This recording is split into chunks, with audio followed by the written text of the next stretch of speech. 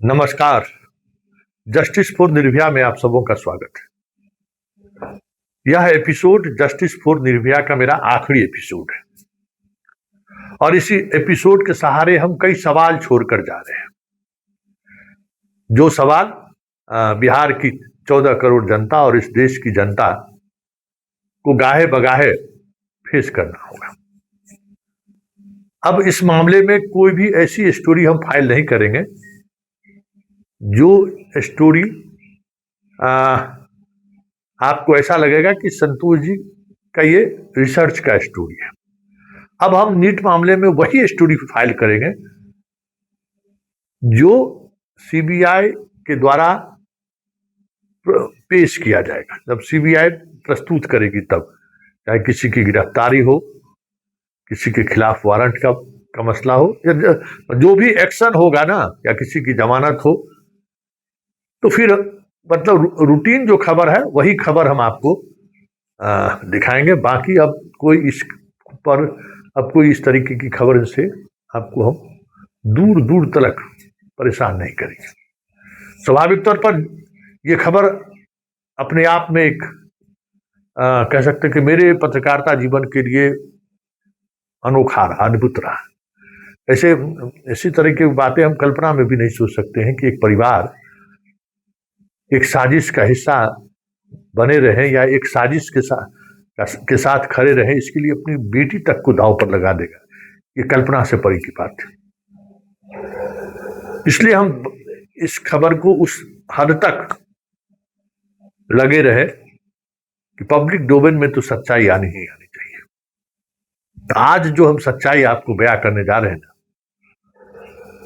उस सच्चाई को जरा दिल थाम कर देखिएगा, क्योंकि यह अभी तक का सबसे बड़ी खबर और ब्रेकिंग खबर है, जिसके सहारे इस पूरे मामले का सच क्या है, साजिश क्या है, सब कुछ आप समझ लेंगे। अभी तक जो बातें हम कहते आ रहे थे और जिस बातों की वजह से एक पूरा ग्रुप जो इस पूरे खेल में लगा हुआ है उसको थोड़ा टिटकी लगता था, हमें ट्रोल करते थे, गाली गलौज करते थे, आज उसी का वकील ये बात कह रहा है जो बात हम पहले दिन से कह रहे थे। पांडे जी बहुत ही सूझबूझ वाले वकील है, बहुत होशियार वकील है, एक एक शब्द बड़ी नाप तौल कर बोलते हैं। हम उन्हीं के बयान के सहारे हम आप तक वो बड़ी खबर पहुंचाने जा रहे हैं, जिस खबर को देखकर आप समझ जाएंगे कि इस पूरे घटनाक्रम का सच क्या है। तो पहले जरा सुनिए पांडे जी मीडिया से बात करते हुए कल क्या कहा था उन्होंने। जो मृतका है, पोस्टमार्टम रिपोर्ट में जो इंजुरीज हैं, जो मिली हैं, जो उसके पूरे बदन को नाखूनों के खरोंच भरे पड़े हैं, जो उसके कपड़ों पे सीमन मिला है, प्राइवेट पार्ट डैमेज है। सवाल यह पैदा होता है कि मृतका का इलाज 3 हॉस्पिटल में चला, सहज hospital, Prabhat memorial hospital, Medanta. In hospital के डॉक्टरों से क्यों नहीं पूछताछ हो रही कि पोस्टमार्टम में रिपोर्ट में मिलने वाले जख्मों को आप लोगों ने छुपाया क्यों? या तो पीएमसीएच के डॉक्टर झूठ बोल रहे हैं या ये 3 हॉस्पिटल झूठ बोल रहे हैं। सुन लिए कि 3 अस्पताल, एक सहजानंद जी का अस्पताल, एक प्रभात मेमोरियल अस्पताल, दूसरा और तीसरा मेदांता, तीनों अस्पताल में इलाज होता है 5 तारीख से लेकर 11 तारीख तक। 6, 7, 8, 9, 10, 11, 6 दिन इलाज होता है। इस दौरान दर्जनों डॉक्टर पीड़िता को देखती है। ये मेदांता का डेथ सर्टिफिकेट है, जरा इसको देख लीजिए। सही सवाल पांडे जी ने उठाया है। सहजानंद जी ने भी जो इलाज किया है वो भी उसी तरफ है जिस तरफ प्रभात मेमोरियल है, और फिर अंत में मेदांता है। कॉज ऑफ डेथ क्या है? क्या है कॉज ऑफ डेथ? जहर पॉइजनस देख रहे हैं, मेदांता की रिपोर्ट है। इतने सारे डॉक्टर ने इस लड़की को देखा, किसी ने नहीं महसूस किया कि इसका शरीर नोचा हुआ है, इसका इसके साथ जो है सो सेक्सुअल मतलब ये हुआ है, कह नहीं सकते, किसी ने नहीं देखा। और एकमात्र पोस्टमार्टम करने वाला डॉक्टर देख लिया, है ना भाई। इतने डॉक्टर ने, अपने सब डॉक्टर ने, सबसे एसआईटी ने पूछताछ किया है, सबों का बयान दर्ज है। वकील साहब को उस बयान को लेना चाहिए था। तो दर्जनों डॉक्टर उस पीड़िता को देखा, किसी ने नहीं कहा कि इस लड़की के साथ रेप हुआ है, किसी ने नहीं कहा। लेकिन पीएमसीएच का जो डॉक्टर जो पोस्टमार्टम किया, उसने कह दिया कि वो भी ये नहीं कहा इसके साथ रेप हुआ है, प्रतीत हो रहा है। प्रतीत नहीं, उन्होंने क्या, किस शब्दावली का, मतलब ये ऐसा कहा जा सकता है, मतलब इसके साथ ऐसी घटनाएं हो सकती है, वो भी कंफर्म नहीं किया।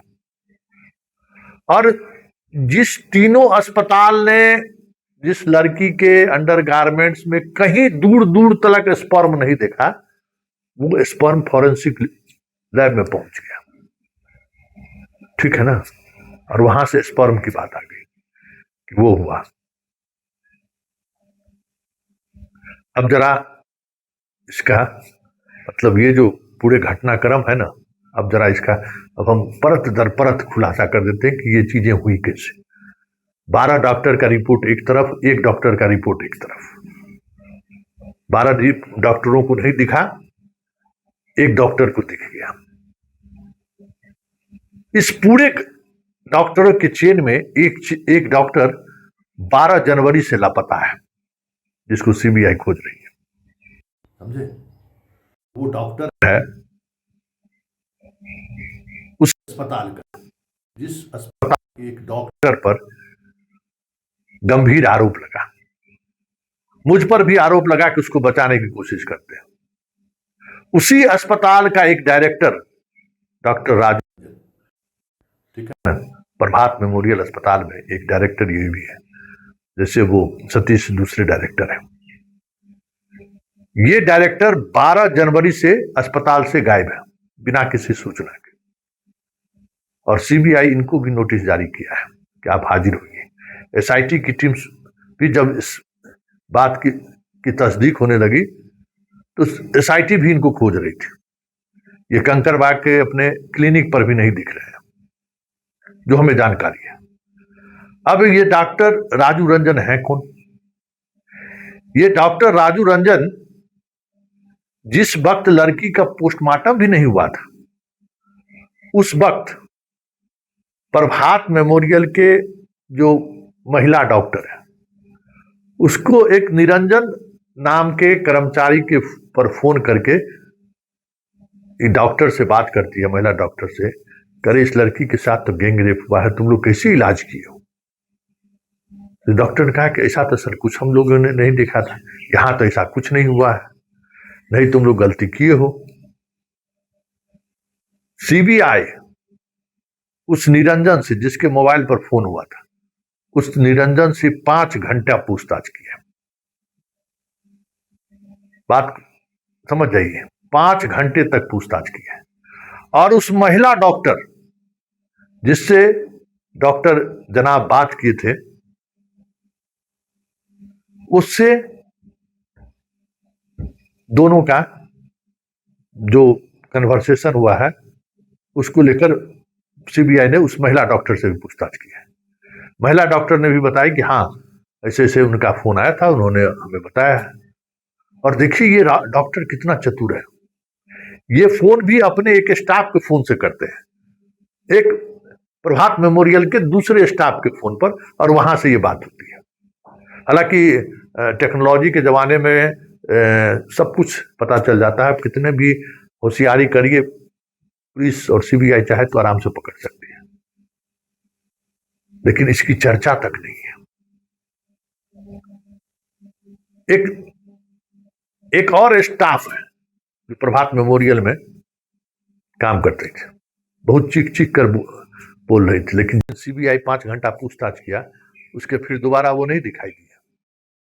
उसके बाद से वो लापता है, वो भी जहानाबाद की है, और घटना के दिन से मतलब वो भी वहां से दोबारा नहीं गई है। तो ये जो डॉक्टर है जिनको सीबीआई खोज रही है, डॉक्टर राजू रंजन, वो भी प्रभात मेमोरियल के डायरेक्टर है। इस खेल के पीछे एक तरफ 12 डॉक्टर की टीम है, दूसरी तरफ एक डॉक्टर का रिपोर्ट है। आप समझ जाइए, 12 डॉक्टरों ने कुछ नहीं देखा, कहीं खरोच नहीं देखा, कहीं नहीं देखा, कुछ भी नहीं देखा, लेकिन एक डॉक्टर ने देख लिया, वो भी संभावना व्यक्त किया कि ऐसा हो सकता है। ठीक है, आप सोच लीजिए। तो ये खेल क्या है, जबकि जो सीसीटीवी फुटेज है, फुटेज में आप देखिए कि ये लोग क्या कह रहे थे कि अस्पताल और डॉक्टर ने हमको कपड़ा दिया ही नहीं। आखिर किस कपड़ा में वो स्पर्म मिला है, किस कपड़ा में वो स्पर्म मिला, किस कपड़ा में मिला। और एक महत्वपूर्ण बात जानकारी हम आपको दे दें, यह केस को एसआईटी ओपन कर देता सीबीआई के आने से पहले ही, क्योंकि इस कॉन्स्पिरेसी में जो लोग शामिल हैं, जब उस पर कार्रवाई करने की कोशिश एसआईटी के द्वारा शुरू हुआ, तो बिहार पुलिस के एक आला अधिकारी, मतलब उच्च पदस्थ पदाधिकारियों में एक पदाधिकारी है वो, उन्होंने उस इंट्रोगेशन को बीच में रुकवा दिया। सबसे बड़ी खबर यही है, एक डॉक्टर जो 12 तारीख से गायब है इस पूरे सीन से, जो प्रभात मेमोरियल का डायरेक्टर में एक डायरेक्टर है, और दूसरा वो एक सीनियर पुलिस पदाधिकारी जिसने पूरे इंट्रोगेशन को रुकवा दिया। ये तो केस कब का डिस्क्लोज हो गया रहता। खेल के पीछे का खेल यही है कि कब्जा प्रभात मेमोरियल अस्पताल पर कर दी थी, और ये जितनी चीजें आप देख रहे हैं वो उसी का हिस्सा है। परिजन को भरोसा नहीं है, किसी पर भरोसा नहीं है, तो फिर भाई कोर्ट पर भरोसा कर रहे हैं, अच्छी बात है। कोर्ट पर भरोसा इसलिए कर रहे हैं कि कोर्ट में तो 10 दिनों में तो कुछ होना नहीं है, 2-4-5 साल बाद कोर्ट में कुछ होगा, तब तक बहुत सारी चीजें नजर से गुजर जाएगी। लोग सीबीआई पर भी भरोसा नहीं है, सीबीआई पर नहीं भरोसा रहने की वजह से ही पूरी टीम को उन्होंने बदल दिया, दिल्ली से पूरी टीम को भेज दिया उसने कि भाई अब तो कम से कम बिहार के होने का आरोप नहीं लगेगा। पूरी टीम को बदल दिया, पूरी दिल्ली की टीम आई हुई है, उसको भी ये सहयोग नहीं कर रहे। कल आमने सामने बैठाया गया तो कुछ भी कहने से इनकार कर दिया सीधे तौर पर। यह घटना एक साजिश है, और इस साजिश में पटना के कई डॉक्टर, जनप्रतिनिधि और दवा माफिया शामिल है। और यही वजह है कि जब कभी हम सवाल खड़े करते हैं तो हम पर चौतरफा हमला होता है, जान से मारने की धमकी से लेकर सब कुछ, गाली गलौज सब कुछ। इसलिए खतरा मुझसे महसूस होता है कि कहीं इस बात को अपने इस खबर के सहारे पब्लिक डोमेन में न रख दें। यही आज का खुलासा है कि वो एक पुलिस पदाधिकारी जो आज भी, अब तो सीबीआई के हवाले है, अब तो बहुत सारी चीजें नहीं चलेंगी, लेकिन एक पुलिस पदाधिकारी है जो जब उस वहां हाथ डाला एसआईटी, तो उसको उन्होंने रुकवा दिया। और दूसरी बात, 12 जनवरी से फरार डॉक्टर है प्रभात मेमोरियल से, वो क्यों है, बिना किसी सूचना के क्यों है, ये भी एक रहस्य है। हमें लगता है कि अब सीबीआई पर छोड़िए, सीबीआई इस मामले को अब जैसे भी देखे पीड़िता को न्याय मिले या नहीं मिले, लेकिन चलते चलते इतना जरूर कह देंगे कि इस खबर का जो सच है ना, वो सच यही है कि एक परिवार, एक बाप, एक मां तमाम सच को जानते हुए भी एक बड़े साजिश का हिस्सा बनकर सिस्टम को सवालों के घेरे में ला रहा है। डीजीपी आपका, एसएसपी आपका, दर्जनों बिहार से लेकर दिल्ली तक मंत्री आपका, विधायक आपका, सांसद आपका, सब चोर है, सब बेईमान है, सब बलात्कारी को बचाने में लगा हुआ है। मनीष रंजन की हैसियत इतनी बड़ी है कि सारे के सारे भूमिहार के बड़े नेता अधिकारी उसके सामने नतमस्तक हो गए। आखिर मनीष रंजन है क्या? और उस मनीष रंजन को लेकर जो जिस तरीके से कोर्ट में दलीलें दी गई, जबरदस्त। वो मनीष रंजन को सीबीआई एक्यूज मानने को तैयार नहीं है अभी तक। कुछ तो बात है। या तो मनीष रंजन बहुत बड़े लोग हैं, हम तो बार बार कहते हैं कि मनीष रंजन के बारे में कोई बड़ी जानकारी है तो बताइए, उसको पब्लिक डोमेन में लाया जाएगा। सिर्फ कह देने से थोड़ी होगा, दीजिए सबूत के साथ। अब जहानाबाद के पूर्व एमपी के बेटा के साथ उसका धंधा पानी है, ये तो मतलब की बात नहीं है। कुछ एविडेंस हो तो बताइए। पप्पू यादव जी भी एविडेंस दिखाते दिखाते चले गए, एक भी एविडेंस नहीं देखा है। जितने लोग सोशल मीडिया पर अमर्यादित भाषाओं का इस्तेमाल कर रहे हैं, वो भी कुछ एविडेंस अगर हो तो बताए। पांडे जी के पास भी कोई एविडेंस हो तो बताए। सिर्फ कहेंगे पांडे जी की उनकी मां ने ऐसा कहा, क्या नाम है उसका, दास ने ऐसा कहा है, निशांत कुलकर्णी। अरे भाई, आप उस केस को देख रहे हैं, और ये सही बात है। प्रोसेस में ढेर सारी गलतियां पुलिस से हुई है, इसमें कोई दो मत नहीं है। गुतियारो फरियाने में, समझ गए ना? अगर आपकी बेटी के साथ इस तरीके का हुआ तो 6 तारीख 5 तारीख को घटना घटी और 9 तारीख को आप एफआईआर दर्ज कर रहे हैं। क्या पुलिस ने आपको रोका था एफआईआर दर्ज करने से? क्या कई तरह की झूठ है इस पूरे मामले के पीछे, और उसकी सब वजह और एकमात्र वजह है कि प्रभात मेमोरियल पर कैसे कब्जा जमाया जाए। क्योंकि प्रभात मेमोरियल, यहाँ जो डॉक्टरों का सिंडिकेट है, दवा माफियाओं का जो सिंडिकेट है, उस सिंडिकेट को चंद महीने पहले प्रभात मेमोरियल की टीम ने बाहर का रास्ता दिखा दिया था। तो ये लोग मौके के इंतजार में थे। देखिए, आज न कल वो सच सामने आएगा, क्योंकि कमोबेश उसी दिशा में सीबीआई भी पूछताछ कर रही है।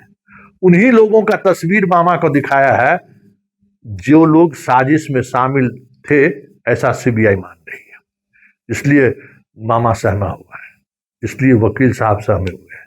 अभी अनुसंधान तो चल ही रहा है, लेकिन इतना तो तय मानिए कि आने वाले समय में बहुत सारी चीजें खुलकर सामने आएंगी, और जिस दिन सच सामने आएगा उस दिन ये तमाम जो चेहरे आपको दिख रहे हैं ना, हालांकि इन लोगों को कोई शर्मो हया नहीं है।